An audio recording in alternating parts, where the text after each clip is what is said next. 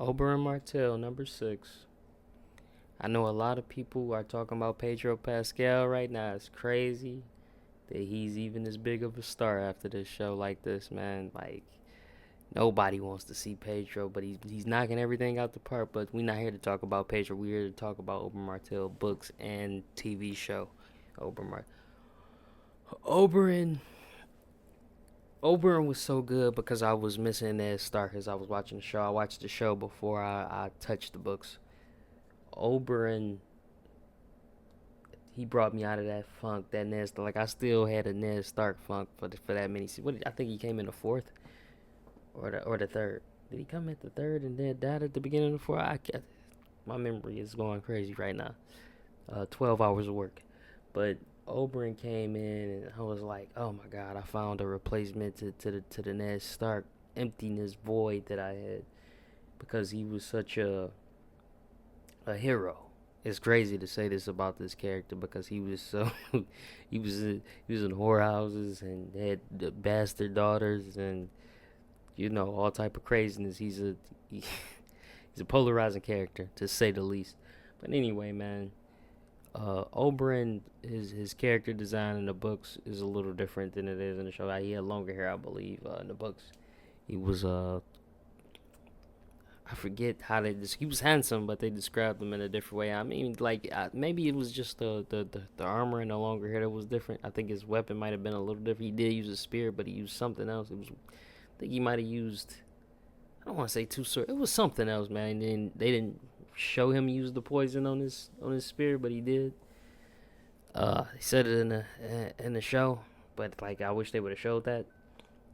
He's a great he he's a great actor, man. I know I'm trying to talk about the character, but he really brought Oberyn to life with his charisma. That's what. But I'm like, okay, this is a charismatic character, and let's see what he does. But he kept going more and more charismatic. I'm like, what is this guy? And then he could fight. I think we all fell in love with him when he stabbed that Lannister, man. Like that was just like this guy has balls. That's what we all thought. Come on, now, man. This guy has balls of steel. And then he fought the mountain and basically won. Man, he just was gloating too much. He had a righteous beef. You know what I mean? He had a righteous revenge plot. What they did to his sister, who was Rhaegar's, wife. Like the stories he heard about her, of like and what went down. Man, I mean, can you blame him? He was justified to me. In that crazy world. Oberyn Martell is. They didn't say it in the books. They didn't say it in the show. I think he should have been the chosen one to be Arthur Dane's. He should have got the sword. You know what I mean? They say only a warrior who deserves to have the Morning Star. Like I think Arthur Dane. Pardon me. I said the 12 hours. I think Oberyn Martell deserved that sword, man. I wish we could have got a little more of that. I wish George would have wrote that in there because he definitely was there. He beat the mountain. You know, how do you not? You beat the mountain. What else do I need to prove to have this? So that just shows how good of a warrior he was this whole time.